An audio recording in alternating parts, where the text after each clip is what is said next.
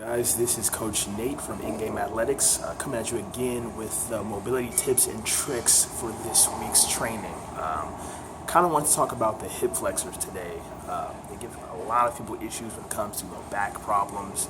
Primarily what the hip flexors are responsible for is they're a muscle group that helps stabilize your midline along with the core. So if you think about the front of your hip, think about the front of your hip flexors are a muscle group that runs up right across the medial or the inside portion of your femur and attached to your lumbar spine. So if you think about anchors, they're running straight up the front of your leg and grabbing the bottom of your low back, your lumbar spine, and they help stabilize your midline when you move.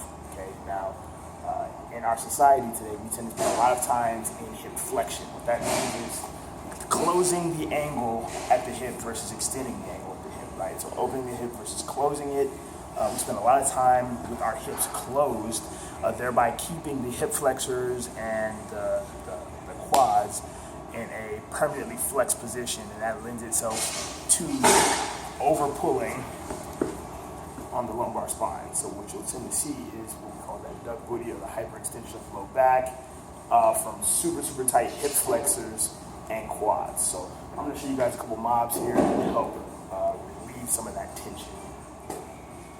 So you can take the kettlebell. First of all, you're going to find your hip bone.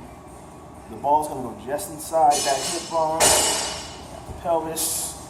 Kettlebell is going to go on top. And you're going to use the handle of that kettlebell to steer the ball into your hip flexor. So if you were just underneath that hip bone, kind of where your fingers kind of hook into your pelvis, that's usually where you can find your hip flexors. You're going to take your leg, drag your hip up, lift that knee and drop it to the side, bring your foot back down, slide your heel back down to extension. Okay? So just kind of taking your leg, passing it through deep hip flexion and extension to free up those hip flexors, thereby releasing low back pain.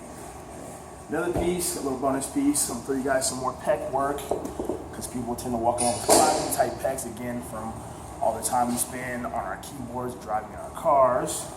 So once you take your ball, find that lateral seam of your pec, just the outside. You're going to lean up onto the ball, and we're going to do some floor angels. So work your hand up to external rotation, palm facing up.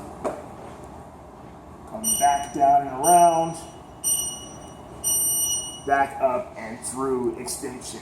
20 reps of each, so 20 reps of the flexion extension with the ball in the hip crease. 20 floor angels up and around.